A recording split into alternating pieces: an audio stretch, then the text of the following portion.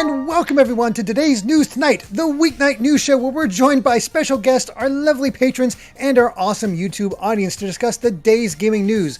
I'm your host, Derek Bittner, and I'm joined today by my good friends and GVG co-founders, Ash Paulson and Steve Bowling, along with our very special guest, Chuggaaconroy. The Xenoblade signal was sent out, and he appeared. It's like a giant X in the sky. I am a good friend, but not a GVG founder. Yes, no, have not found it, but I was like, I have talked to you about Xenoblade for a very long time, and it's just we got to continue the streak. It was excellent how we both got Xenoblade 2 before it was officially released, so you and I were able to talk back and forth because we were both under the NDA. That was so cool. It made that experience so much better, and it's still one of my favorite reviewing memories. And we also remember, got this. Oh, go ahead. Sorry.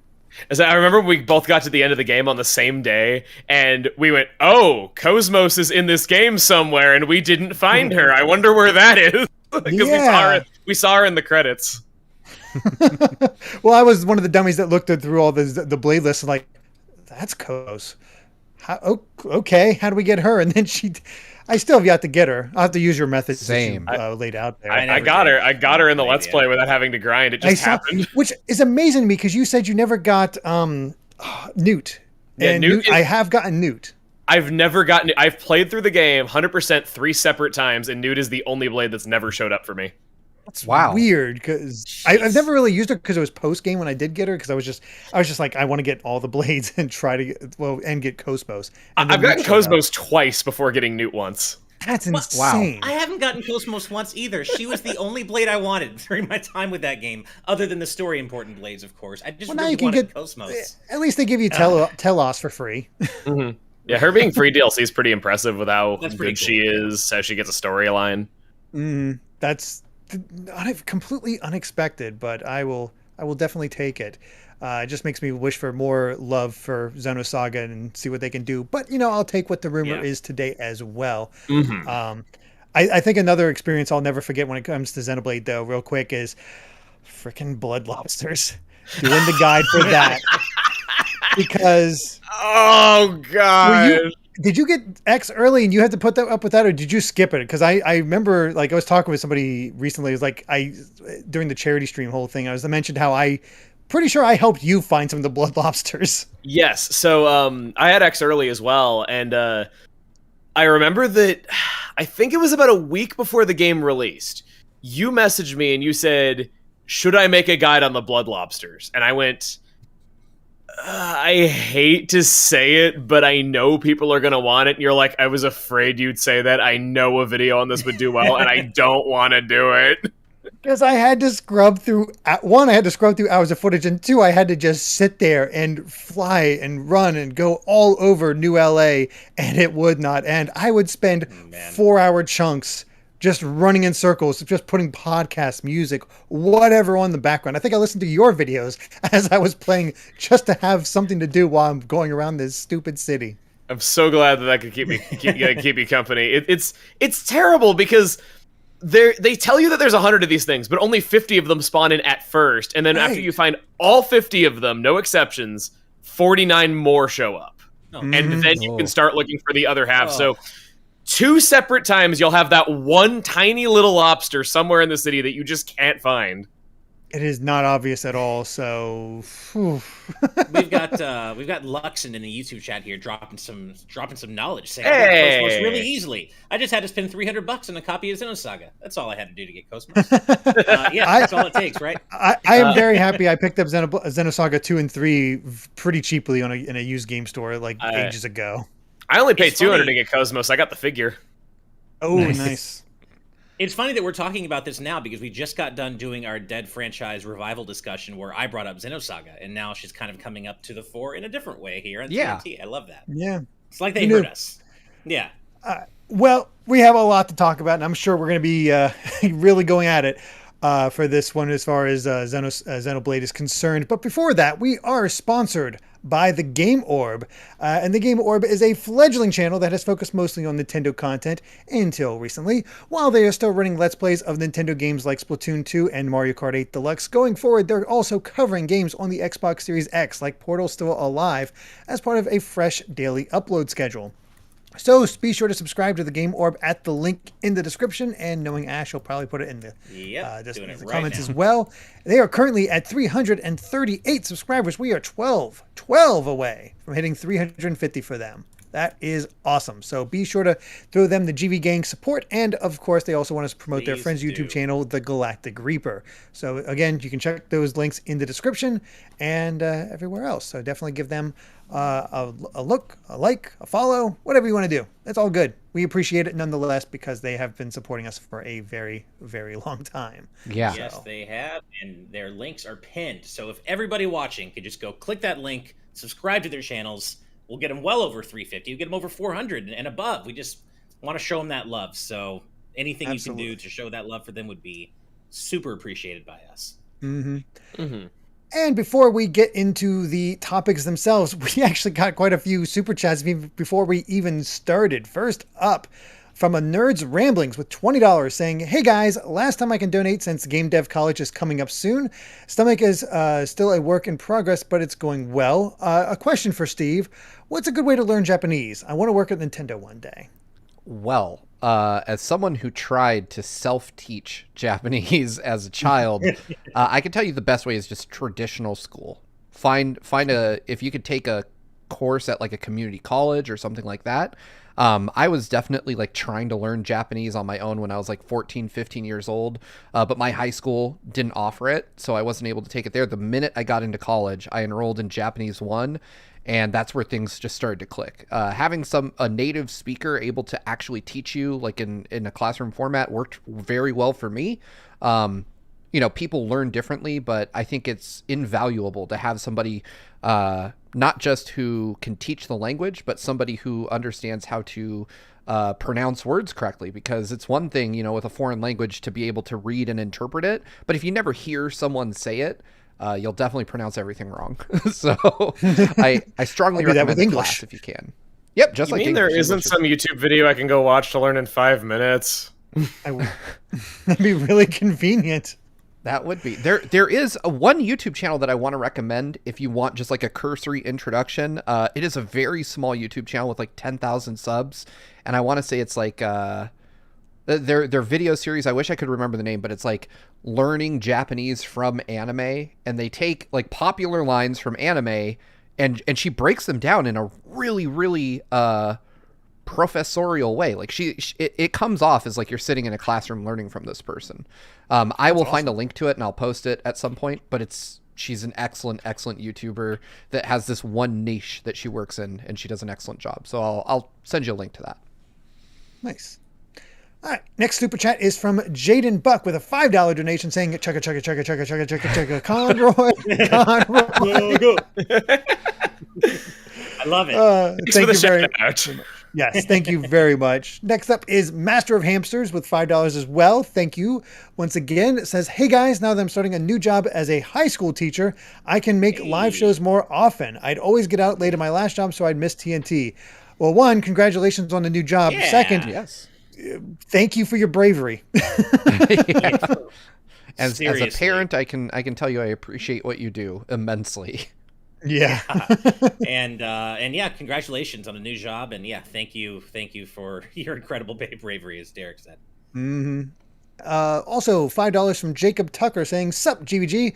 Do you guys have any interest in the Super Mario RPG inspired Tome Terrain of Magical Expertise coming to Steam this fall? I've heard of the series. I've not really looked into it, to be honest." I haven't either. First time hearing about it. Yeah.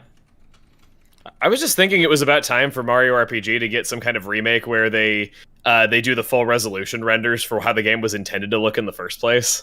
I've been wanting them. I've been wanting them to do that for a long time. Just leave the style alone, but have the renders in. Right. That'd be so cool. Yeah, this sounds like something I'd like to check out if it ever comes to console. As I said before, I'm not really set up for a lot of Steam gaming, so as long as it stays only on Steam, probably not my thing. But it sounds like something I'd be interested in were it to maybe come to console someday. Yeah, absolutely. Yeah. And then we have another super chat from Luxcar with a $10 donation. Thank you very much.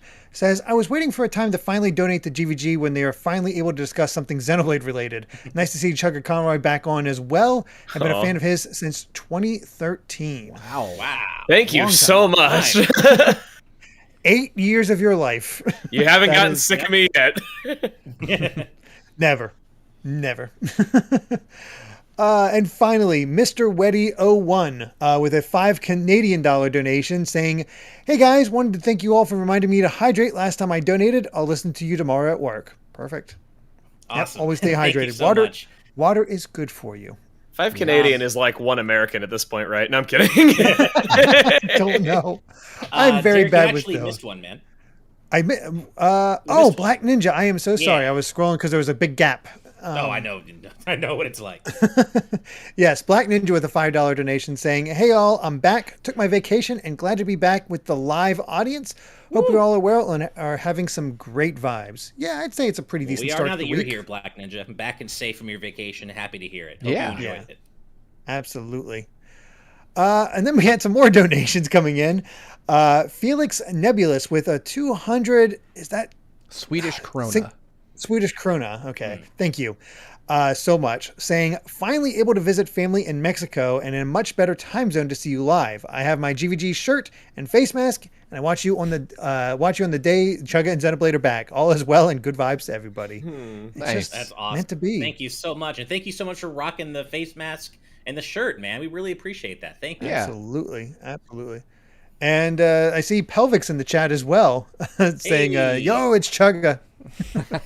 So hello to you, Pelvic. Hope you're doing well. One of our And good friends of the channel.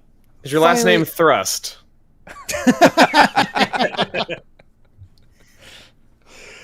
I'll ask her. Oh, yeah, I'll let her respond to that one. Yeah, I'll leave it to her. Finally, with Bongo Lover with $5 Canadian donation saying, hey, Chugga.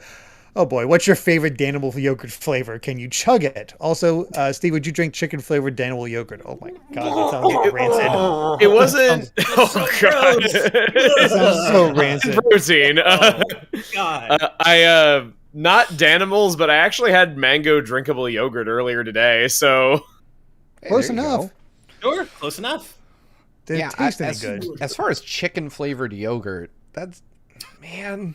Why throw some y'all? chicken and yogurt. Throw some chicken and yogurt in a blender and hit frappe. The hypotheticals this I audience would puts probably me like through. it. I mean, if there's a price for everything, that's what I'll say. Oh no.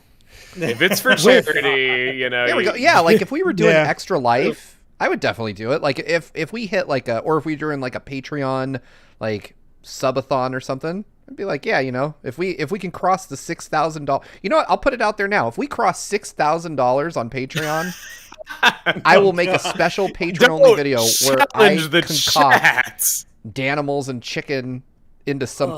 I'll do it. Someone said chili dog flavored Danimals in the Patreon chat. Well, Sega is That's- sending us Chili that's Dog for- G Fuel.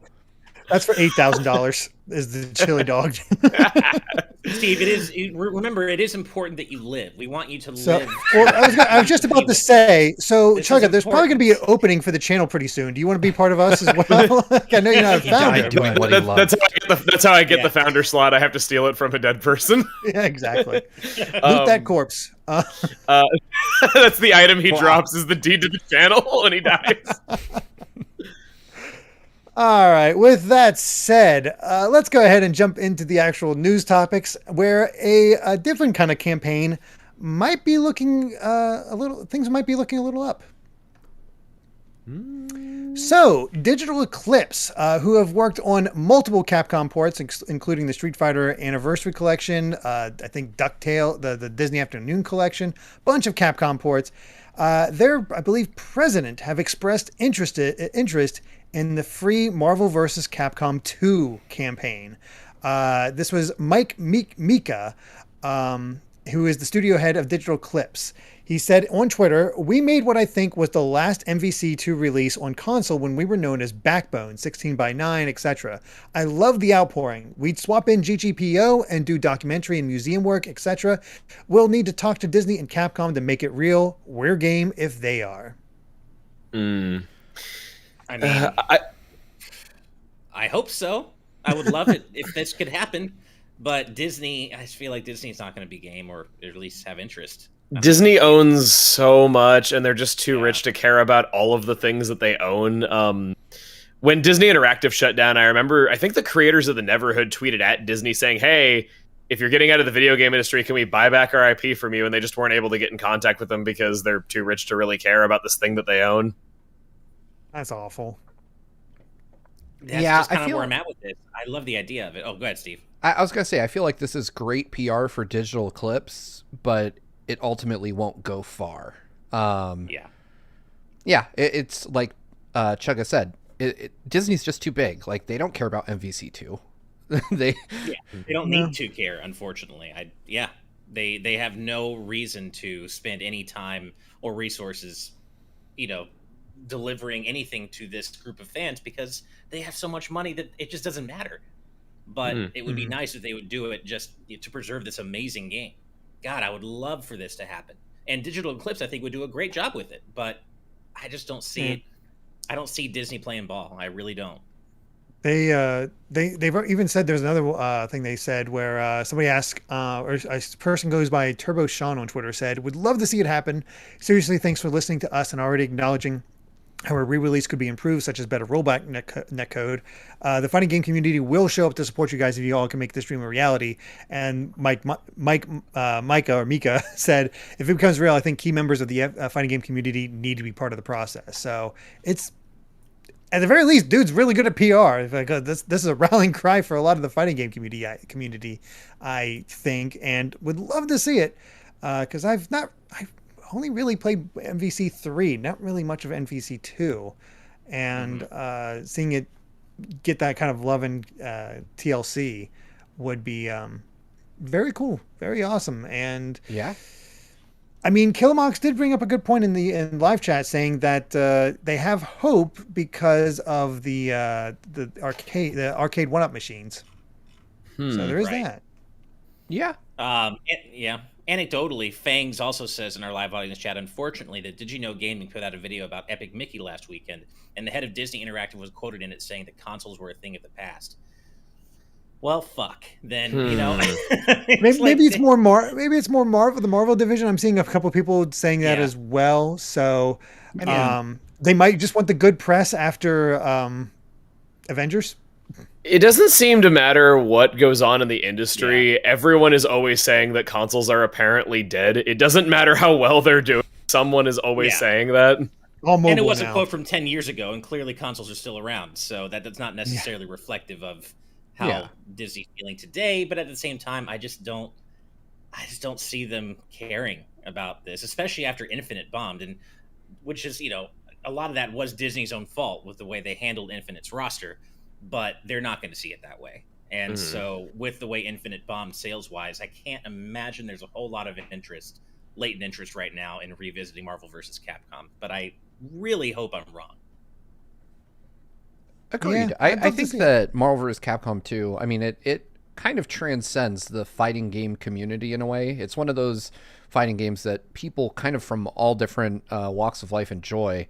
But I think that, it's hard to look at any one part of Disney and say, oh, Disney as a whole is uninterested in this because this guy said it. Like, Disney's so huge that, who even knows if that person would be even remotely involved in making a decision about a property like MVC2. I think what really needs to happen is, I think it's kind of like a trickle-down effect. Fans are going to support the hashtag or retweet or make their voices heard, which of course gets Digital Eclipse interested, which probably means that Digital Eclipse will approach Capcom at some point, and it'll go from the smallest group to the corporations that actually have the money to make that difference. The key is if Digital Eclipse can actually get Capcom on board and then use that to kind of push, towards Disney and say, hey, look, we've got already a group of fans that really want this, and it wouldn't cost a lot.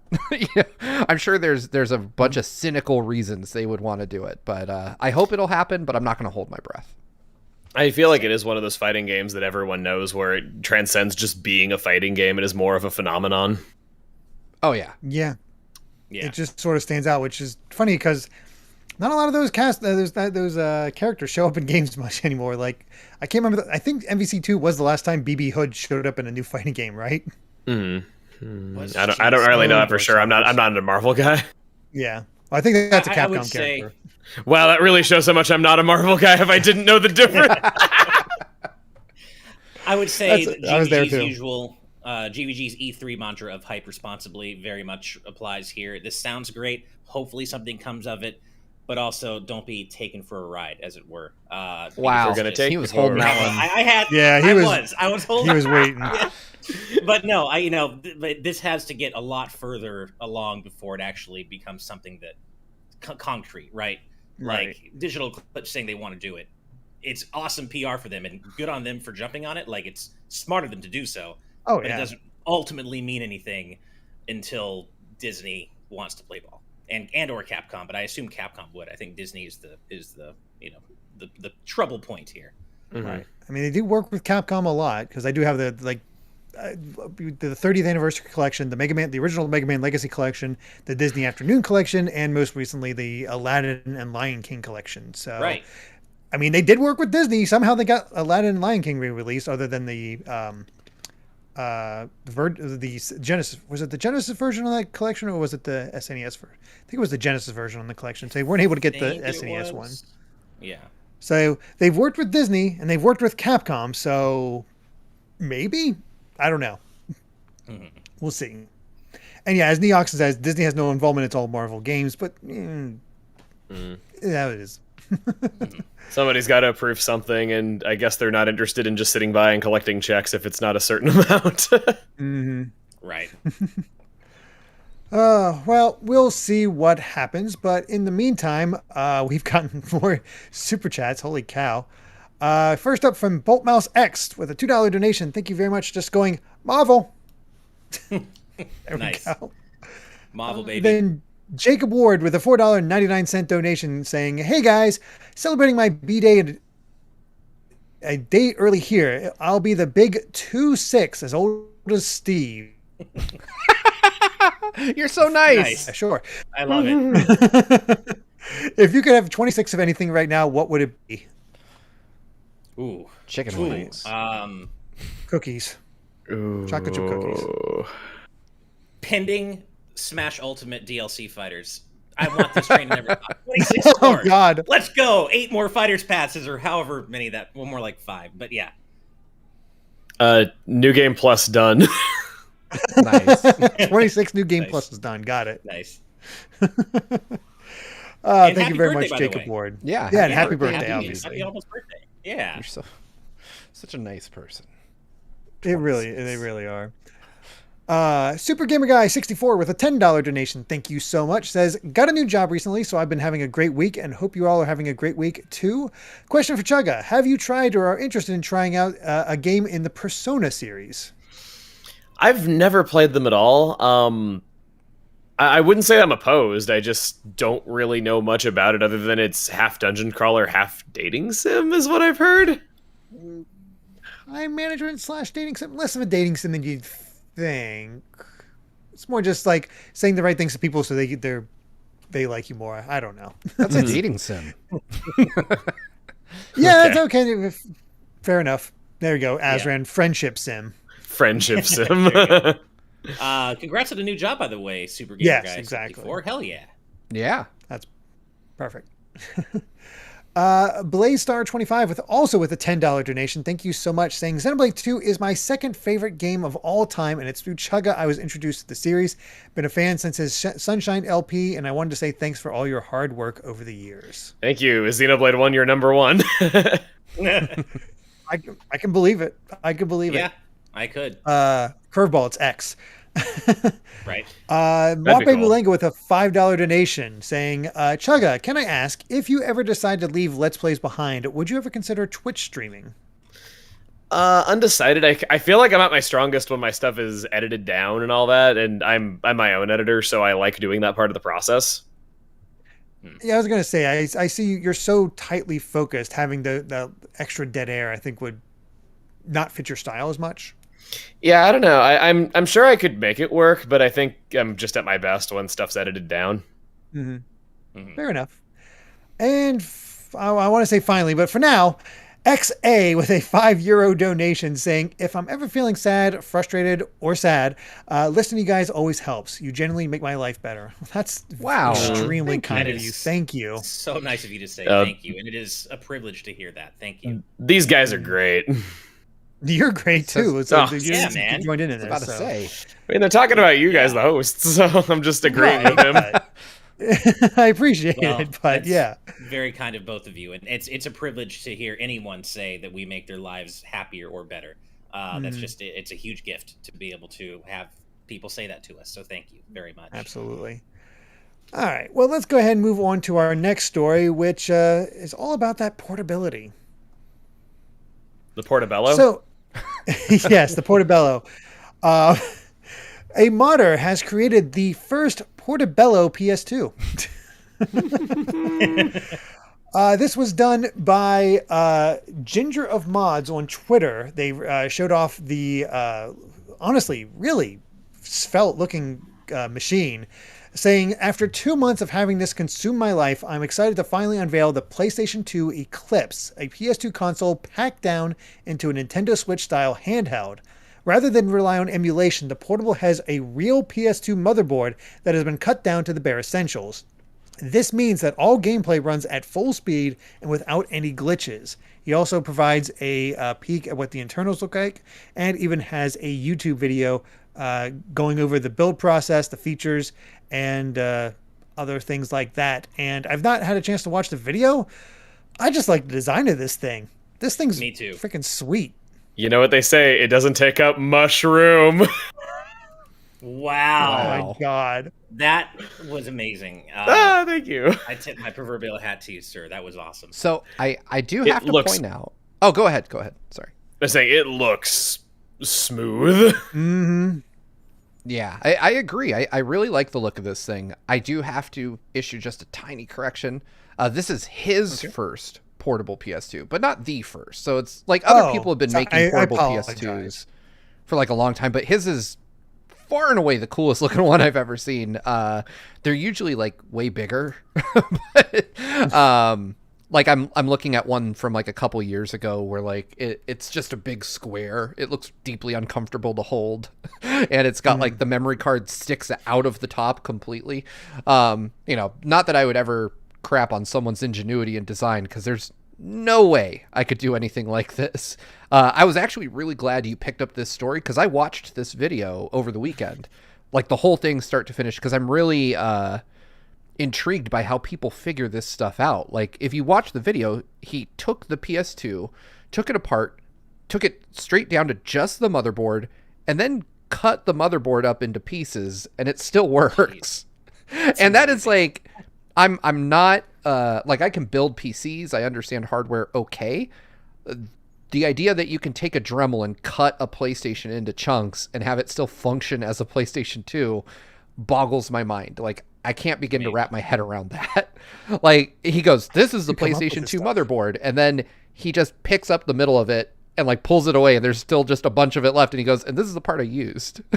And I was like, well, that would terrify me. I don't know how you do that, but it's an impressive piece of work. Like, really, I mean, he swapped out the optical drive for a USB somehow. I don't know how he did all this stuff, but it makes me very jealous. I want one. I want one of these, man. This is cool. Yeah, I'd honestly love this. So it uses a USB to get the games on it, because that's what I was curious about, like trying to figure out, like, how do you? Yeah. He says it plays it. It, you know, since it's not emulating. Like, so does it take discs, or how does it do? How does it work? So he has like a memory module inside the console that he like hardwired where the disk drive would normally go. And he has a combination USB-C port on the bottom of it where it can both charge it and load new games onto it. So, I mean, it's basically, he says there's no emulation, but very, very technically, there is emulation of the disk drive. But the components running the games are running them the same way, it would on a traditional PlayStation 2. What was I going to say? He also made an incredibly cool, probably one that I like a little bit more. He created a portable Wii that is the size of a Game Boy Color. And it's like in a white shell. It's got the same form factor as a Game Boy Color, but he plays Skyward Sword on it with a Wii remote. The dude, it's ridiculous. That's so cool. Dude's good at what he does, apparently, because yes. That's ridiculous. But yeah, like Ash, I kind of just want one. To be able to take a PS2 games on the go like that. I have quite the collection, so yes, please. And I appreciate that they led in their screenshots on Twitter. I appreciate that they led with, of course, one of the best games they could have led with, which is Kingdom Hearts. Hell yes. You a bigger fan of the original Kingdom Hearts, Ash? Oh, I'm a fan of Kingdom. Yes, is my answer to Kingdom Hearts fan questions. I adore Kingdom Hearts. Just like Derek and I are both huge Kingdom Hearts fans. Well, no, I mean the original. And do you prefer the original over 2? Oh, gameplay wise, no. I think Kingdom Hearts 2 is a better game, but I still can go back to Kingdom Hearts 1 and appreciate it for what it is as well. The combat's way more refined in 2, though, but I think 1 has some legitimate strengths over 2, such as the story just being a lot more tight. Yeah, the story pacing is way better in 1, and I think the gameplay is way better in 2. I don't think that they ever had. Oh, sorry. The levels are more interesting in 1 as well. I'd argue. I don't think that they ever tied the Disney worlds together into an overarching plot nearly as well as they did it in 1. In 1, totally agree. Important to the overarching story. In the later games, it was just kind of a formality that, oh, hey, it's Kingdom Hearts, so we got to explore Disney worlds. Completely agree with you. You could just tell they weren't as interested in that. It's like, well, it's just what we do now. I will say Birth by Sleep, I think, got kind of halfway there. I think they did a pretty good job doing it in Birth by Sleep, but it never quite got to the level of Kingdom Hearts 1 in terms of actually integrating the Disney worlds into the story. Yeah. I just keep looking at this. It's like, it'd be so cool to have. I know. I want it. I look at it and I'm just, can I buy it? But I know he gets asked that hundreds of people already, I'm sure. I'm sure. It's really funny that he used to sell them. Like, he used to take orders for them and build them for people. And with the release of this specific one, he's decided he's out of the game and he's just going to build portables for like YouTube content. I'm like, please come back. I make YouTube content. Does that count as a technicality for getting one? Yeah, exactly. Please. Such a shame, but definitely check that out. It's pretty cool. That's all it has to say. It's just really cool. Either way, though, before we move on, we did get another donation, courtesy of Eric Washman with a $2 Canadian donation. Thank you so much. Just says, Chugga, Pokemon Conquest LP win? I've never played it. Really? It's one of my favorite Pokemon spinoffs. I've heard that it's very good. It's just that when it came out, I was still kind of in my mode of, I don't know how to play a tactical RPG, so I'm not going to try. You've since learned, I think, right? Yes. Okay. It was so bad. So when Fire Emblem Awakening was getting big, I tried some older Fire Emblem games before it, and I could not get into them because of how hard they were. And people were telling me, oh, Fire Emblem Awakening is super easy. You can get into that, no problem. I still thought it was too hard. So I had no idea how I was supposed to be playing this game. And I remember that I think I had to try to get into it 3 or 4 times before it finally stuck with me and I really understood it. That's fair. I'm gradually teaching Amy how to play Fire Emblem Three Houses, and there's a lot more mechanics to that one, so I think it's a little overwhelming for her, but we're gradually getting her into it. Nice. So, we'll see how it goes. Absolutely adore Three Houses. I'm not a tactical RPG guy either, and I was like, I'll play this till I die. It's fine. Three Houses is incredible. I need to go through and finish all the routes. Yeah, I need to do the same. I've only done one route, and I'm experiencing a second route thanks to her, but that's about it. So yeah, I just need to hear the narrator again. Something about his voice. He has like the best voice of any human ever to have existed. I mean, he narrates the opening of Final Fantasy XIV Realm Reborn, so there you go. God damn it. Now I got to play Final Fantasy XIV.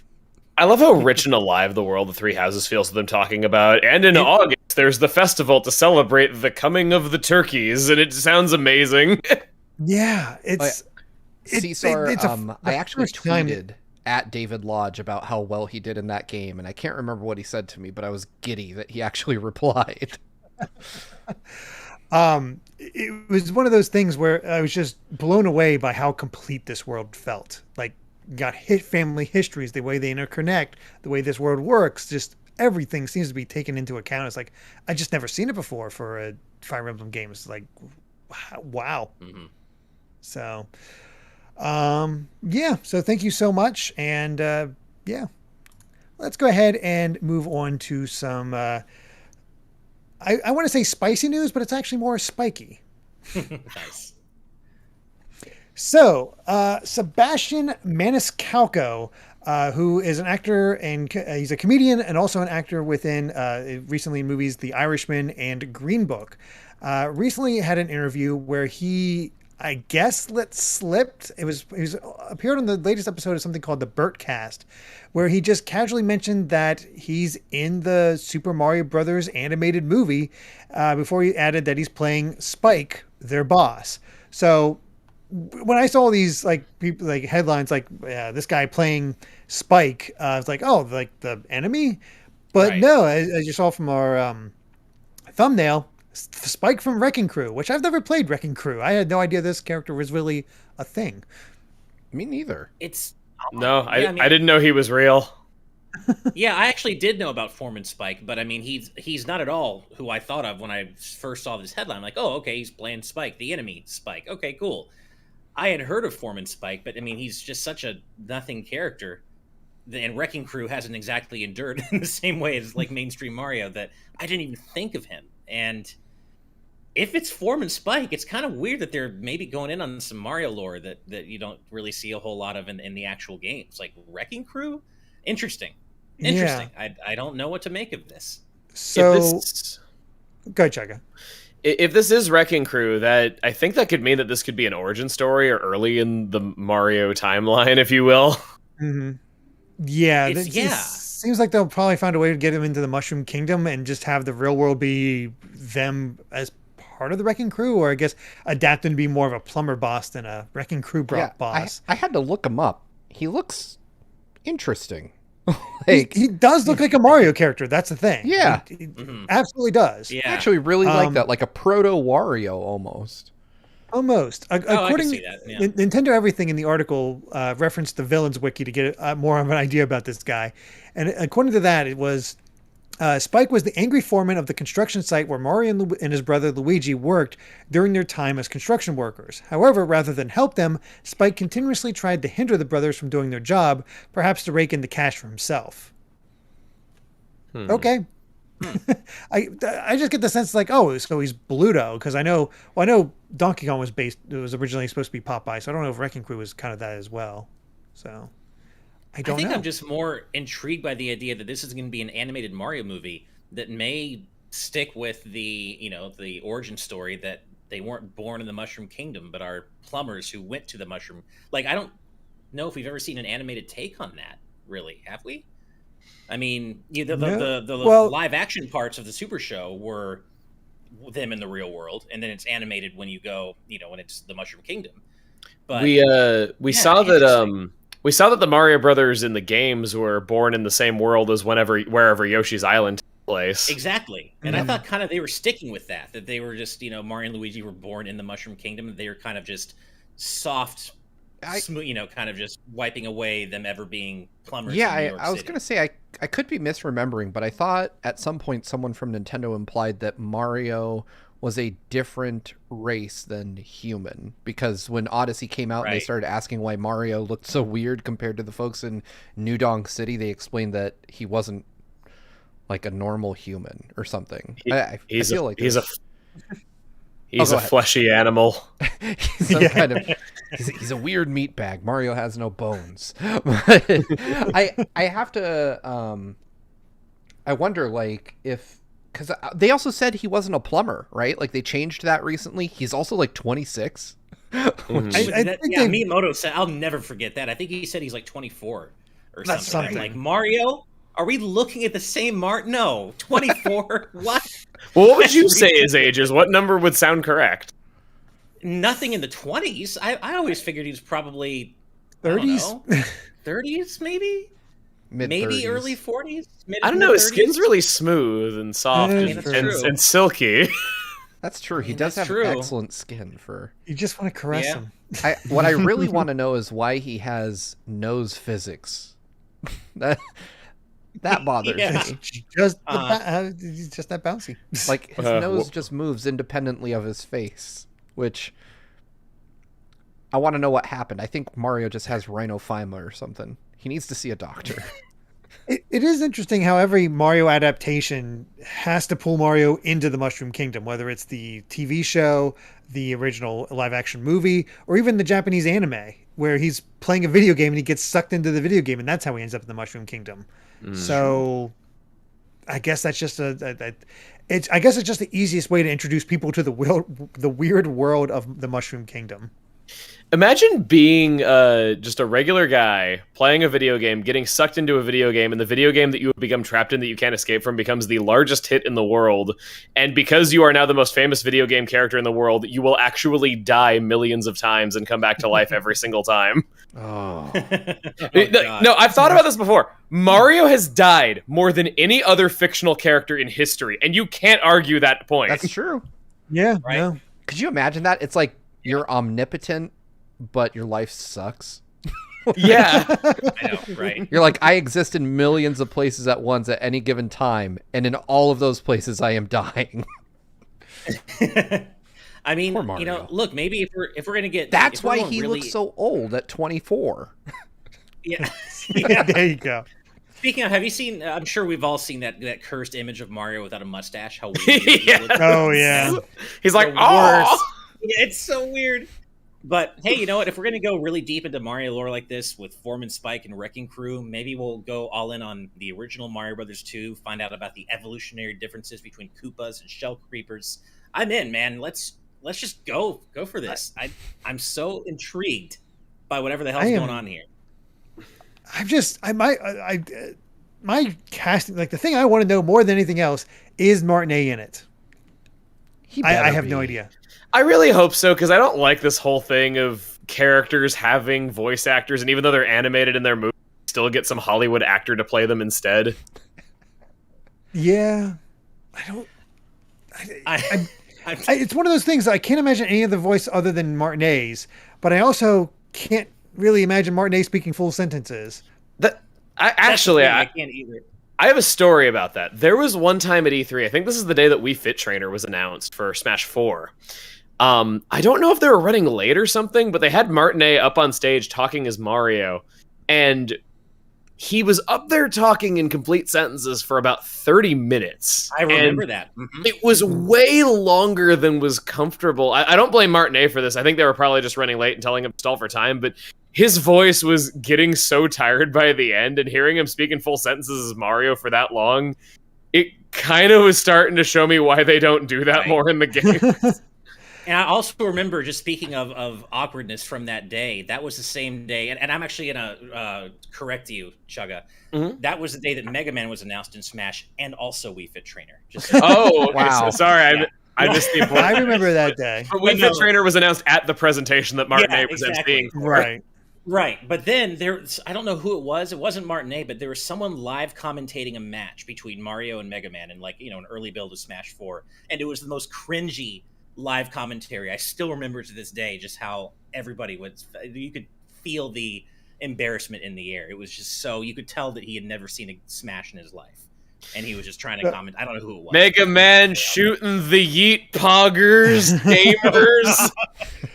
So I don't remember much of what Martinet was saying at the time, because at the same time frame when they did all that, I remember they had a bunch of booths set up. I think it was also when Tropical Freeze was being demoed, and then they had a 3DS set up for playing Mario and Luigi. I think it was Dream Team, yes. And Martinet was behind a thing where Mario was speaking around the crowd and talking in real time, and they had a bunch of girls helping to help demo the stuff around. It was almost like a bar area for these demos. And Martinet would talk to just people he'd see around, but also the girls. And I had to stop from cracking up because one of the girls was like, if this guy talks to me anymore, I'm going to freaking scream. Like she was sick of him. And it was just like I wasn't being creepy, but he was also being like, pretty lady and all that. I hope you're working hard and all that. It's just one of those things. I can't remember exactly what was being said, so I don't want to put words in his mouth literally. But it was just so funny to me that they just like, I'm losing it. I'm going to lose it. She's just whispering to you like, they don't pay me enough for this. Pretty much. Going back to the idea of Mario being eternal and living an eternally damned existence, I keep going back to this comment in our YouTube chat by K. Fios saying, Dormammu mia, I've come to bargain. Like, I can't even deal. That's so good. Yeah. Well played. Well, since you read that, thank you very much for that $5 super chat as well. K. Fios, since you read that comment, Nash. It's funny. I actually saw it in a non-super chat. Oh, interesting. Yeah, it was also in a super chat. They were proud of it, which it should be. I didn't realize. Well, thank you for the donation. I know it's in a super chat too. Thank you. But yeah, I will see how it all ends up. But as many people pointed out, he has spoken as Wario in full sentences. It's the Mario voice. Wario, for some reason I can hear it, but Mario. See, I can look up. Oh, go ahead. Sorry, I was saying, look up the Wario press conference if you haven't. There was about a 5-minute animation on the official website for the original WarioWare where Wario does a press conference for his new company. And it's him speaking in full sentences for about 5 minutes. And it's pretty great stuff, actually. I've seen some mods and fan games sample audio from it where he says, like, have a rotten day, and stuff like that. It's really pretty good. That was really good, man. The website is lost to time, but the audio survived on the way back machine, so people have archived it. Nice. That's awesome. Nice. Yeah, I was gonna say real quick, I don't have much trouble like imagining Martinet going on as Mario. I'm a pretty big fan of his, so I've watched him retell the story of how he got the part like multiple times, and he always launches into the exact same spiel about like a cooking show with Mario, and he gets pretty far into it, and most times he retells the story. But I gotta admit, like, he runs at this like frenetic pace when he's saying like full sentences as Mario, like this energy that I imagine would be very difficult to keep up for long periods of time. The other thing, and I remember this because it threw me for a loop, was if you pre-ordered the Wii at GameStop in North America, Mario called you about your pre-order for it. Wait, I got a call from Reggie Fils-Aimé. Oh, I got a call from Mario. Really? I got a call from Mario as well. Yeah. And they just differed it up. Yeah, damn, I wish I got Reggie calling me. I mean, like, you know, beyond the times he normally calls me because we're homies and we hang out and stuff. But... Of course. Yeah, that's the thing. Martinet can act because he does play a character named Orvis in Crack in Time, and he's kind of unrecognizable in that role. But he's really good in it. I definitely did not know that was him. Yeah. So I'm excited to. I'm curious how this is going to go, but we shall see. Before we move on, though, we got I think the last one is. Hold on, I'm still looking where we left off. I think the last one we left off on is from Jacob Mazza with a $2 donation saying, "Steve, Film Theory made a video on killing minions." Yeah, a lot of people let me know about that over the weekend on Twitter. Like, I woke up to like 38 notifications of people just tweeting that video at me. So thank you for making me aware. I watched the whole thing, even though I'm not like the biggest game theory fan anymore. But I watched it, and it goes typically into the weeds. Like, it's long story short. Apparently, you have to modify them at the DNA level to kill them based on things. But thanks to everybody who showed me that video. I definitely did watch it all the way through, and my wife wondered what the hell I was doing the entire time. Yeah. Fair. Azure Prominence with a $9.99 donation saying, "Thanks to all four of you for all the fun and positive content you all make. I hope to one day meet each of you in person, and I especially wish to Pokemon battle Chuggaaconroy with my poison type team. Could you take him?" You know me, I like poison. Well, thank you so much, Azure Prominence. Thank you. We would love to meet you one day as well, hopefully at an upcoming show or something. Yeah. May conventions return someday in a safe manner. Yeah, Hopefully. In a month, hopefully. Either that or Ash and I are doomed. Yeah. I know, right? Because we're still planning on going to PAX. They haven't canceled it yet, so we'll Oh. see. Yeah. Yeah, we'll see. Alan Wilkinson with a £2 donation saying, will this Mario movie actually involve plumbing? Well, it might involve wrecking, but probably involves plumbing. They do like to harp on that fact, so... Technically, if there's warp pipes in it, it does. Yeah, I guess that's a good point. Exactly. I would say so. I'd say it's a pretty strong possibility. Yep. Jaden Buck with a $5 donation saying, you guys are forgetting that Steve is in his 20s and he kind of looks like a Mario himself. Ah, you guys Sure. are so nice. I mean, I do. I have become more Mario-like over the pandemic. I probably should fix that, but I'm not going to. Not yet. That just means you became a better jumper, right? You've got... No, you've taken I it. gained like the physical properties of a Mario brother, if you know what I'm saying, but none of the athletic prowess. Literally none of it. Uh-huh. And then, of course, we got Austin the RPG Nuts $5 donation, which, again, thank you for that. We read your comment. Ash read your comment earlier, which was quite funny. Oh, no, that was K Fios. Austin the RPG Nut has a different comment. Oh, it was Yeah. K. I am so sorry, Austin RPG Nut, who has a $5 donation. Sorry. Hey, GVG Cast, how goes it? Question for Emil. What are some games you've been playing on your own time, not for recordings? Love you all so much. Do you have time to play on your own time? I've been playing a lot of Pokemon Unite lately, and I liked it more than I expected to. I've not tried it yet. A lot of people seem to really like it. Yeah, I'm surprised how well it's taken off. I'd never played a MOBA before, and then somebody wanted to make a video with me playing it, so I'm like, okay, I'll play it for the first time for you, and then I ended up sticking with it. Nice.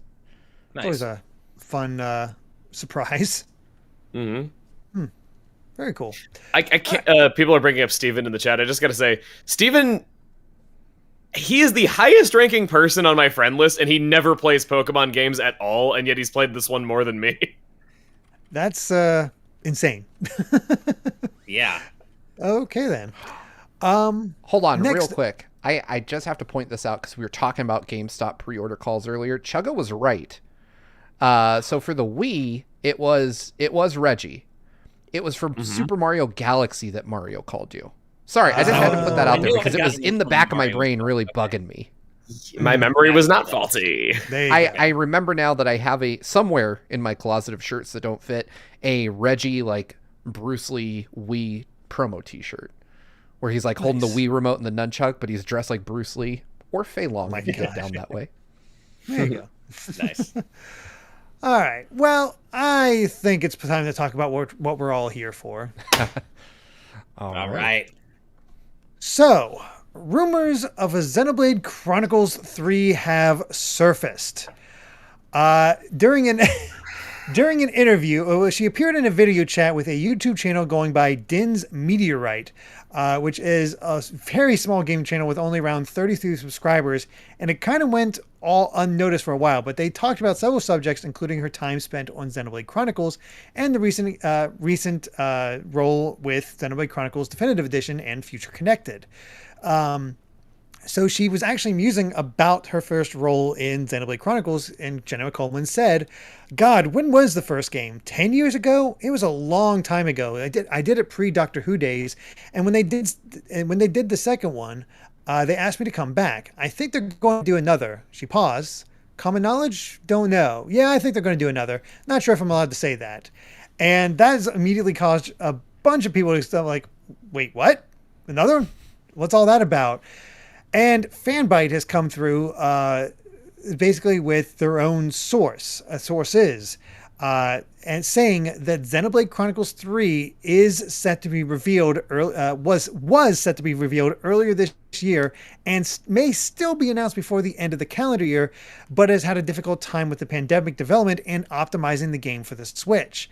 The game is aiming for more character models on screen than than any other previous title, accounting for both playable characters and enemies.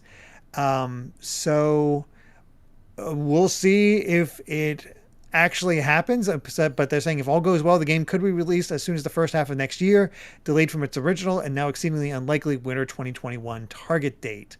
But yeah, apparently it's the game is nearing its final stage of development, but it's just held back for any number of reasons, which has led to speculation and people like, wait, Xenoblade 3? And Melee is back? Maybe? So the theme of the day is letting your 2022 voice rolls slip before they're supposed to. Apparently, that is the common factor this time. Yeah. I gotta say, I'm curious what I hope that they're taking time with this, if it is as far along in development as they're saying, to better optimize it than 2 was. I mean, I really love Xenoblade Chronicles 2, but it pushes the Switch really hard. It runs great when docked, but in handheld mode, the resolution is changing on you constantly, and it really has struggles to keep up. I think it's like 540p on the low end, right? For Xenoblade Chronicles 2 in handheld mode? Something like that. I know it's not much higher than 480. Yeah, I was going to say, I think it might even be lower than 540p. I think 480p oh, really? is the magic number there. It changes dynamically, I think. Yeah. But I mean, if they're trying to get even more character models on screen at once for what I imagine are large scale battles, I mean, they hopefully, as you said, Steve, are spending a lot of time on optimization, because I can't see that going too well in handheld mode, given how Xenoblade 2 worked out in handheld mode. So they certainly have their work cut out for them here. Wow. So it went all the way down to 342p, which is a resolution I didn't know existed. Jeez, yeah, clearly way lower than 540. My bad. But, so I feel kind of bad for Jenna Coleman here, because I get the feeling she thought she was just calling a fan and that this wasn't going to be posted anywhere. And it could be that it wasn't really intended for that many people to see as well. But because this was posted, I think, 3 months ago, and it's just that nobody noticed it until now. Right. Yeah. Yeah. It's such a small channel and didn't really go anywhere. If I had to guess, somebody with 30 subscribers probably paid her, like on Cameo or something like that, to just chat for a little bit. Not too dissimilar from like our Fight a Founder sessions or something like that, where it's supposed to be like a one-on-one thing. Maybe, like you said, Chugga, she probably just assumed that this was just a fan, and hey, I'm gonna, be a little loose with what I'm talking about here, because who's gonna see it, I could totally understand that, but I hope that she doesn't see any consequences for this, because that would suck. Me too. I gotta say it, poor Melia. I know. Yeah, just continuing that theme, but apparently this was originally posted June 14th, so it's been almost 2 months. Where were you on the night of June 14th? It sounds like one of those dates that you would hear in a police interview. It really does. It's crazy. And I mean, you were talking about optimization and all that, but does this hint at, do we dare dive into the Switch Pro again? Oh God. So I'm going to just give my quick take on this. I think that if it was poised to launch in winter or Q1, that it probably isn't like a Switch Pro exclusive or something like that. I think the fact that they're still working on optimization probably speaks to the fact that it is for the Switch we all have right now.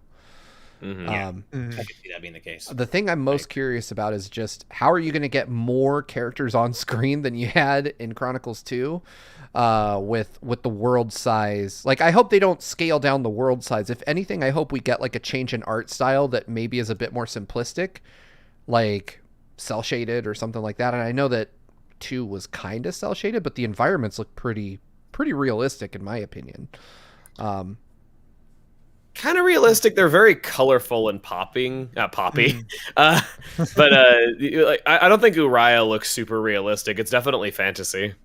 Oh, I just mean like in terms of textures on the rocks and stuff like that, and environmental textures. They didn't look like. I think they were pretty well detailed, and I wonder if that caused like some of the issues we saw with the dynamic resolution stuff on the on 2. I am personally of the belief that if your game's got to run at a low resolution for it to run smoothly, I'd rather it run smoothly than have a nice resolution and not run smoothly. Oh, 100%. Yeah. I agree. Absolutely. But performance always matters a little bit more. Devil's advocate, it did run at 720p docked, which is like, pretty bad for like a 1080p TV, really bad on a 4K TV. Right. So I'm kind of curious, like, what they do. Like, how I feel like Xenoblade Chronicles 3 has to be different in some major way for it to, run well on the Switch while looking good. To their credit, Torna looks noticeably better than the base game of 2, and it released 9 months later. Oh, see, I still need to play Torna. I have it. I just have never found the time. Torna is a good time. And a lot of people prefer its battle system to base Xenoblade 2's. That's what I've heard. And I mean, maybe this is just from a place of ignorance because my exposure to Chronicles is just 2. I love the battle system in 2. Like, I really I like it too. I thought you were about to go, this battle system is so slow and makes no sense and everything takes forever, like so many people say. Yeah, no, so it definitely was intimidating at first when I first started playing it, especially because, like you guys, I had it early, so I had no one I could talk to about it. But once I learned it, like, I remember fighting the final boss, and I was just like, God, I feel like I'm so good at this now. You felt good when you got those combo attacks that did like 3 million damage. It's like, I am a god. Yeah. I'm going to be the voice on the other side of this. I definitely get why people like Xenoblade 2's battle system if you take the time to really dig into it, but it wasn't for me. And replaying Xenoblade 1 through the definitive edition just kind of reminded me how much I prefer Xenoblade 1's battle system, but I'm not going to be one of those people saying it makes no sense and it sucks. I definitely get that if you really get into it, it's awesome, but it's just, I bounced right off it. For me, the battle system became an active hindrance just to get to the parts of the game that I really wanted to see, which were the story, the music, the worlds, the settings. It just wasn't for me, gameplay wise. Yeah, each their own, of course. There's no one definitive thing, but I am. I just want it. That's real. Please let this be real. I still want a new one. Please let it be a thing. I want to draw attention to the fact that the time between 2 coming out and present is longer than the amount of time between X and 2. It's possible that there could be another game soon. Yeah. Nice. It's the timeline kind of fits there. I've been wondering what Monolith has been up to. I mean, if we're getting Splatoon 3 and Xenoblade 3 in the same year, and Breath of the Wild 2. And Breath of the Wild closer to like 2017 again. All we're missing is Mario Odyssey 2 at that point, and ARMS 2. Yeah. Yep. Yeah, because I saw somebody point out, it's like, 2022 possibly getting, Breath of the Wild 2, Splatoon 3, Xenoblade 3, getting a new Mario plus Rabbids. Okay, we're just getting the sequel to 2017. Okay, yes, please, we'll take that. Yep. I am on board. Mario Kart 9 would be really cool, but I don't think I can wish, I can't wish for that much. That's asking Nintendo for, one thing too many, I feel. Yeah, yeah. And I mean, with Mario Kart 8 Deluxe continuing to just do gangbusters, as we've seen from the latest sales reports, I guess they don't necessarily need a Mario Kart 9 or need to, they can take their sweet time with it because 8 Deluxe just continues to kill it. True. I'm so surprised they never did another round of DLC for Mario Kart 8. Yep. You would have thought they'd take advantage of that. I thought they would. Yeah, I wish they would have. It seems like a very monetizable game, if you ask me. Oh, God, yeah. I still want Kirby tracks or a Kirby track. Just one. Just give me one Dreamland track. That's all I want. Yeah. Excuse me. I was going to say something about Xenoblade, but now I'm forgetting. What the heck was it? Oh, yeah. A new game does also make sense in terms of future connected. No spoilers, but I was quite disappointed by the ultimate villain of that game and of that thing because it made no real sense to me.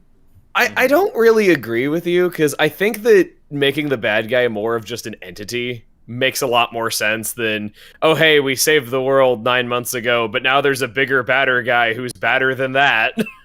I suppose that's true, but it's more that I didn't get an explanation for this entity, and it's like, what is this all about? And I don't know. And it just, it felt weird. Now, as a piece to finish off Melia's story, it's fantastic. So I'm curious as to what Luxon is talking about, because they say here in the YouTube chat, if you played Xenosaga, the villain of Future Connected is amazing. If you didn't, it kind of sucks. I played and loved all of Xenosaga, but I haven't gotten around to Future Connected. I kind of bounced off it when I started it after finishing Definitive Edition proper.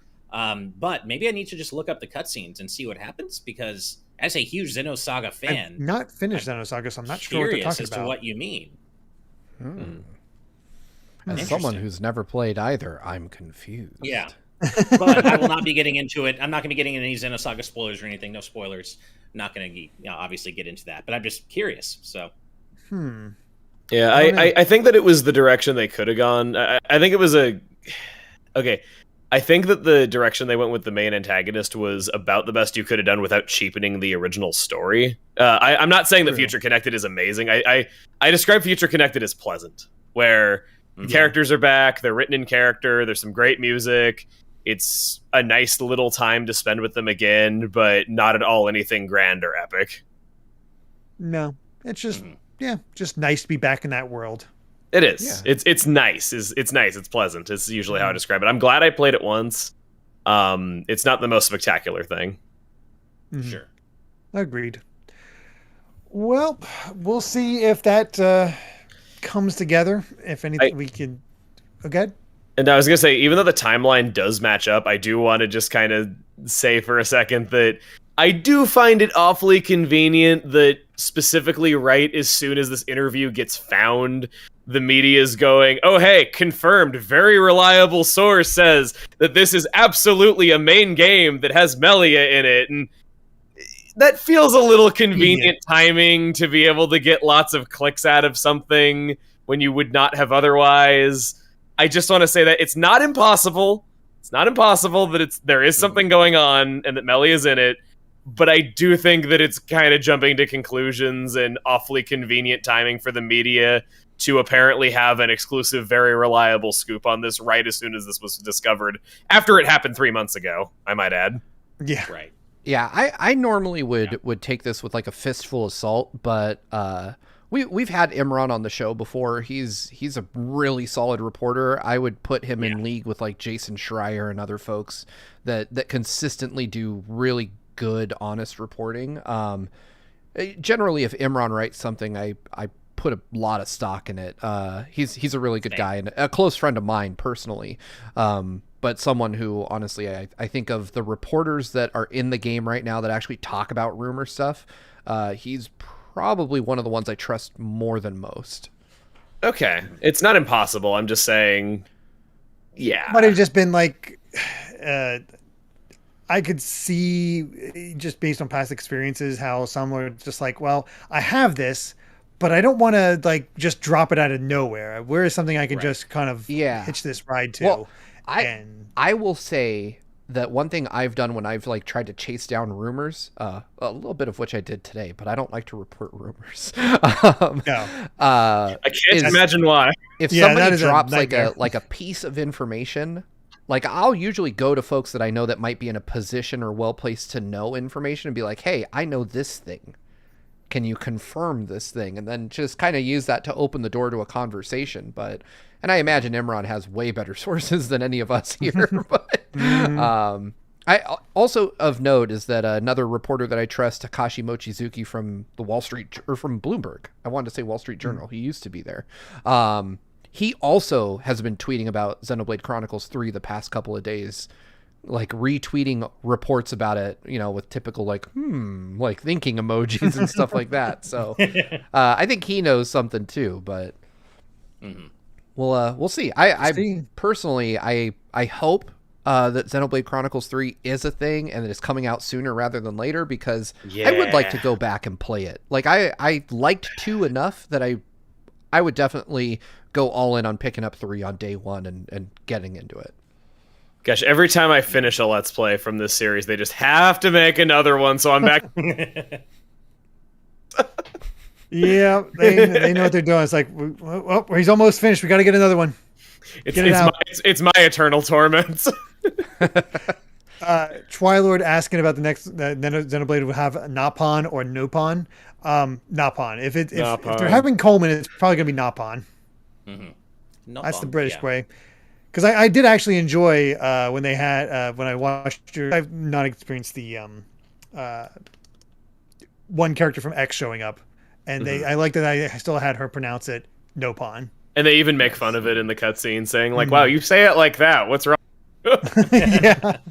Yeah. It's a good moment. All right. Well, before we move on to our last story, we got a $4.99 donation from Screamo Shaman. Amazing. I love that. With 49 says apparently Martinet had an uncredited role in Mad Dash for the Xbox, where he plays an Italian dragon who makes fart jokes and threatens other racers. Martinet's voice acting career is probably one of the strangest out there. Yeah, absolutely. That sounds great, though. I think it was also like a hyper-violent anime at some point, too, as one of his other roles. So, oh, really? Nice. Wow. Yeah. BJ Bovia, thank you so much for the $10 donation. Just going, Xenoblade! Xenoblade. Nice. Thank you. Yeah, that's the appropriate response. Yep. Wataniac with a $5 donation. Thank you so much, saying, have to go get food, but don't want to miss my chance, so I'll ask now. Chugga, can you rank the Xenoblades? Also, any plans of Let's Play X? So I wanted to do X, but I got pretty far along in planning it, and then I was pretty sure it was going to get ported to something else eventually, probably with a lot of little improvements, so it'd be kind of lame to have this 200-part long series, and then in the middle of it, they announce an enhanced version, and my complaints with it aren't even true anymore in this enhanced version.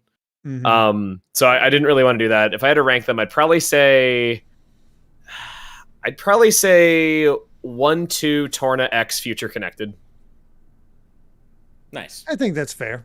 Nice. Yeah. All right. Yipes, the fruit striped zebra with $1.99 donation and just a fun little emote. It's like a game controller sticker saying GG. I love that. GG. Thank you. I like That's it. So cool. Thank you so much. Mike F with the $1.99 donations. Thank you so much, saying, babe, wake up. New Scott the Waz just dropped.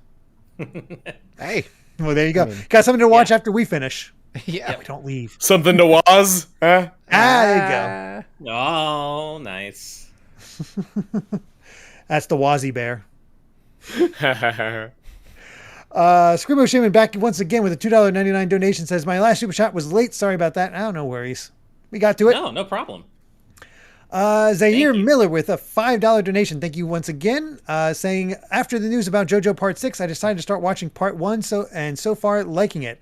Anyway, what's your most look forward to anime? Mine is Chainsaw Man. Oh, man. I'm interested in Chainsaw Man. I want to see Dragon Ball Superhero when that comes out. Yeah. Mm-hmm. Curious about that one. I mean, I'm always interested in the next My Hero movie, so looking forward to that one. That's true, too. The manga took a really good turn today. I'm excited to see where it goes. Nice. I love anime, of course, but I don't really have a lot of knowledge of upcoming anime that I'm specifically looking forward to. So whatever anybody recommends to me, sure. That's kind of where I am too, Ash. I don't know of any upcoming anime. I always hear about this anime being something I should check out when it's 2 or 3 seasons in, and my friends are freaking out about it. Same. You're like, oh boy, I have to catch up now. That's how I feel like as an anime watcher of My Hero and hearing about Steve saying, oh, there's really cool stuff happens. Like, dang it. Yeah.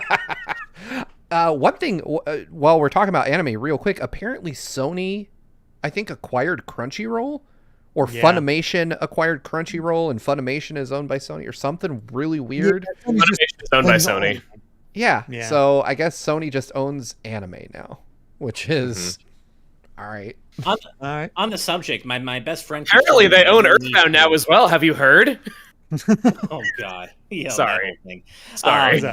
Salt. On the subject of anime, like my best friend keeps saying I need to watch Odd Taxi or check that out, and I don't. I've heard good things about it. I've not seen anything of it. Yeah, I'll have to check it out. I do know that the Shaman King dropped on Netflix today, so I do want to check it. I watched a few episodes back in the day, and I read the manga, not the whole thing, but some of it, and I was like, oh, yeah, I want to see if the new anime kind of captures that. So there's a super relatable thing in the Patreon chat saying, "Isn't this like the third Crunchyroll?"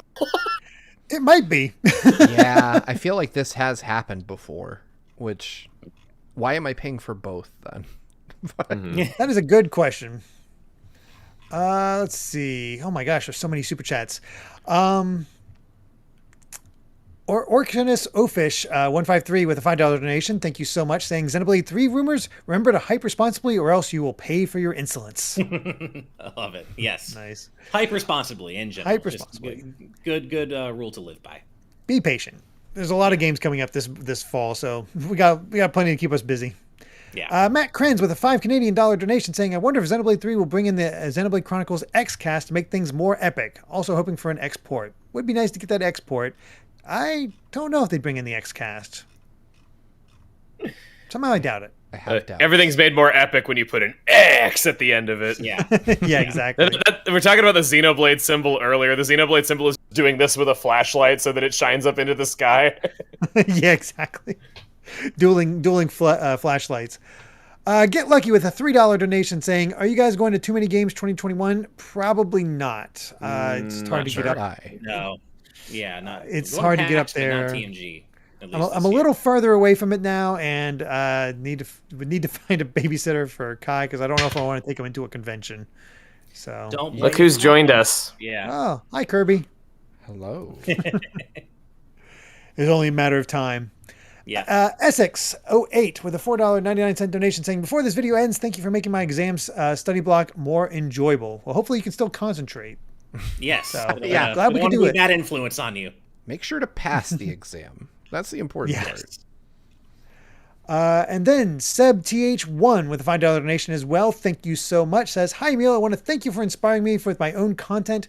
I'm not as interesting, but I helped you with Mario and Luigi Partners in Crime, if you recall. Oh, you were the one who sent that in. Thank you. Do you guys know about that? I don't. I've said the name before and thinking about like there should be a Wario and the Waluigi game and calling it Partners in Crime, but that's all but it's only my own thing. I don't know about your thing. In the first print run of Mario and Luigi Partners in Time, on the last page of the manual on the back cover, it says copyright Nintendo 2005 Mario and Luigi Partners in Crime. They misspelled the game title as Crime. That is amazing. I love it. Nice. Yes. That's so good. Oh, that would be an amazing like GTA clone with Mario and Luigi just, well, doing GTA things. When I was trying to find a picture of that manual typo, I found out that there was a news story, I think from 2008, where these guys dressed as Mario and Luigi for Halloween robbed a cab driver, and the news story headline was actually Mario and Luigi Partners in Crime. Nice. Just works so well. Jesus. Yeah. Oh, God. All right. Well, speaking of Mario, and, we're about to close things, but we should also talk about the openings of things. So let's move on to our last story. So, you know how there was going to be Nintendo involvement with the opening ceremony for the Tokyo 2020 Olympics? Turns out it has leaked. The Japanese website going by GA-M. I don't know how to exactly what it goes there, but they found a leaked memo, or found the original plans for what was supposed to happen in the opening ceremony, and involved a warp pipe. Mario in a warp pipe. They have this whole like breakdown storyboard thing. It says Mario, who's in Rio, hears the voices. Mario suddenly remembers something and quickly enters the green pipe. From Rio to Tokyo, Mario passes through the pipe to the top and the bottom of the screen, flip and turn upside down during the middle of Mario's trip. Mario has completely transformed into pixels as he jumps out of the pipe. The aliens are astonished. I don't know where the aliens came from, but okay. Mario starts to run. Mario throws a ball. Hello Kitty receives the ball. Sonic throws the ball into a pipe. The ball passes through a pipe and hits a Pokemon Monster Ball. The Monster Ball opens and Pikachu emerges, and Pikachu carries the ball. So, yeah. This was awesome. Like, it was cool. This apparently there's all this ball stuff going through various characters, including all the ones we just mentioned. Also, Tsubasa Orzora, Doraemon, Son Goku, Pac-Man, and the reason Pac-Man is going to be on the board screen and whatnot as all this goes on. Space Invaders were going to show up. I love it. And they're going to have, like, I guess, gameplay and hand clapping on the boards or something like that. I don't know. It sounded freaking awesome. Yeah, I wish this could have been realized. I would have loved to see this happen. Yeah. And the production actually was supervised by Miyamoto. Mm-hmm. Wow. That is so close to Goku being in Smash that it sets my hair on end. Miyamoto has Goku in his control. And Hello Kitty. Like, Hello Kitty versus Goku. Oh, he could have had it happen. Oh, man. That would have been so amazing. So every nerd on Earth would have watched that. Every single one. Mhm. You want to know how to make nerds care about athletics? There you go. Yeah, Pretty much. I hope you're listening. Yep. just have Mario and the rest hold a ball, apparently. I mean, think about not seeing that, like seeing that in non-storyboard form. How cool would that have been to watch? I no, seriously. I'm It so would've been- The announcement of the Tokyo Olympics with the warp pipe drilling through the world and all that, that was cool. So if it was being handled by the same people, yeah. Mhm. God, this would have been great. Also, Gemini in our live audience YouTube chat says, I mean, okay, but Hello Kitty and Smash would be pretty cool. And I have to agree. I mean, I typically appreciate the only video game original characters rule, but I might make an exception for Hello Kitty and Smash. That'd be pretty badass. I'm not gonna lie. Perfect. Yeah, I mean, there's not a whole lot to say about this other than just the missed potential and Yeah. Once again, It's damn you, such a COVID. shame. Yeah, Mhm. exactly. is it a hot take to say that the Olympics were a horrible idea? I don't pay any attention to sports. I mean, Yeah. in light of the risks, you know, Yes. this year. Oh yeah, I mean, It was- 80% of the Japanese population were. That's were why Nintendo surveyed as pulled out, not- is because yeah, they didn't it was want so to happen. unpopular. Mm-hmm. Yeah. No, I think it absolutely should have waited until things were safer. The Olympics themselves Yes. are great. They're awesome. They're important. Yeah, that's what I mean. The Olympics this year were Yeah, but terrible. this year Mm. definitely should have been. When I heard that they were actually going through it, I was like, seriously? Yeah. It had, I saw some bits here and there because of Peacock Plus having replays of some of the events. Not all of them, which was annoying to Amy because she likes watching the Olympics and there's just not everything that she wanted to watch. But it just had such a different energy because there was just nobody in the stands, nobody cheering. It was just like, this feels so empty. I mean, it literally is, but it just feels empty. Like it's just not as important. They didn't have cardboard people and play stock sounds of people cheering. No. And again, the fact Unfortunately that I not. mean, there's a joke in the fact that they played the Olympus Coliseum music in from Kingdom Hearts for the Parade of Nations because that game is known for having completely empty cities and the Coliseum has nobody in the stands, and you know, so it was just kind of a funny life imitating art moment, or art imitating life moment, I should say. But Yeah. this will always be the Olympics that had video game music for the Parade of Nations, and I wish it could be associated with a more successful Olympics overall. Be nice, but Yeah. maybe we'll see if the Winter Olympics work out. I kind of doubt it this right now, but we'll see. Yeah. We will see. All right. Well, with that done, there's one more super chat to read off, coming from Majora Z with a $10 donation. Thank you so much. Saying, one of my hobbies is Mesoamerican, otherwise Aztec, Maya, etc. History, and the Crunchyroll original Onyx Equinox is the best researched authentic commercial series on it. Creator is an LGBT Mexican woman too. I have not heard of this, Hey, but that sounds never awesome. heard of it. Yeah, it But does good to know sound about. awesome. Thank you. Yeah. Thanks Huh, for letting us so know about well that. yeah, you don't hear about like well-researched shows. Like Yeah. they might research it well, but we're like, for just, making it a little bit more interesting where we know this is how it happens, but we want it to be cool. So we do this one thing. So we're just going to tweak it a bit. Mm-hmm. So that's just how it Well, goes. thank you But for that yeah. knowledge. That's very Yeah. cool. Thank you so much. And yeah, with that, I believe we have covered all the major headlines from today's news. Went a little longer, but you guys were very generous today, and there was a lot to talk about. So yeah, but before we sign off, Emil, thank you once again for coming on the show and talking about all this. It's always a pleasure having you on. But where can everybody find you at? Oh, thank you so much for having me. So I make Let's Play videos. I'm currently still Let's Playing Xenoblade Chronicles 2, 11 months in. You can find me on YouTube, Twitter, Facebook as Chuggaaconroy. Absolutely. New Game Plus, baby. The end is in sight. New Game Plus, and then I have a whole side game to play. Yes. Just a side game. Yeah, No big deal. It's not, the side game's not that long. It's not that long. Yeah. And it has probably one of a character I feel is like the biggest fan favorite at this point, or one of the biggest. So One up for sure. yeah, we'll see how it all goes. Before we fully sign off, though, Darchi with a $5 donation saying, just finished Chugga's Majora's Mask Let's Play last night. Love TRG and GVG. Please collab. TRGVG. TRGVG. Nice. There we go. Love it. It's made for it. Nice. We just need like a 6-player game somehow. I don't know what those are, but something. Not even the Wii U Thank had you us all. covered there.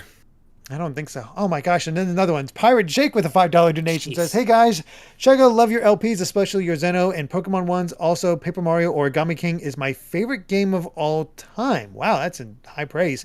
Hope you can Nice. forgive It's me. a great game. Yeah, you're doing what I wish I could be doing. Great. There you go. That's awesome. Thank you all so much for your incredible generosity. Jeez, Yeah. thank Yeah, you seriously. so much, everybody. Thank you. Definitely check out Chugga. Thank you once again to Chugga being here. But of course, we have others to thank, including especially our patrons, all of you that support us each and every day and week and month and almost a year now. Thank you so much for all of your support, and a special thank you to our patrons at the producer tier, as this show just would not be possible without all of you. And a massive, massive thank you to our executive producers and above, and that includes Jared Edinger, Brandon Bovia, Rob Arman X, Etiono Ben, Dan Entwistle, Dennis J, Z Patty, Hyrule Hermit, Sky Blue Flames, Adam O'Sullivan, It's ATM, Octopuppet, Richard Herrera, Michael Phone, Aiko Carroll, The D-Pad, Vesmio, Waffle King, Kitty Kong Facts, Angel Martinez, Vedran Hotik, 112, John, Joshua Hunter, Evernight Studio, Benny Yao, Sapphire, Azran127, Pagrama, Ken Ruleo 9, Jake Pelka, Geller, Joseph Rutkin, Charlie Bird, Geeky Griffin, Lucky Wonderfish, Kyle, Top Dog 23100, Young Ben Kenobi, Doug Shomix, Andrew Medeiros, Orem M, Brady Power, Sakuragi, Becca, Rocks the Cat, Fizzy Wakehoid, Critmonger, The Legend of Groose, Eddie B, Kai Ed, Kit Fisto, West Egg, Deaneth, Coda, Michael McCall, Matthew Wong, Goron Amber, Straight Lace, Justin Matthews, Hoobie, Too Much Spaghetti, Mega Conrad, Ascaron809, Kane, Captain Finlandia, 60 Minutes and 60 Seconds, Christopher Masterson, Spicy Pandotter, The Game Orb, Dano the Artist, Grantles, Ravelox, Synchro Lord, Brainchild, Rosa Bowling, Hi, Mom. Kotar Peck, Scuff196, Skull Kid Tiger, AJB Cool, Blizzica, Jason Uloa, Jaden Buck, Phantom Project, Cystic Warrior 29, Derek, Ray Clausen Jr., Nathan the Voice Actor, Hulkamaniac 55, Chibi J, Bongo Lover, Mumbling Yeti, Cameron Sharp, and Kane Woolley. Thank you all so much. Holy crap, every time. And remember that you too can become a patron over at patreon.com/gvgaming, where you can get access to our exclusive post show and ad-free content for as little as $5 a month. Thank you all so much for watching. And if you like this video, be sure to subscribe to Good Vibes Gaming for more good times like these. So until next time, good night, good vibes. Bye, everybody. Bye. Bye.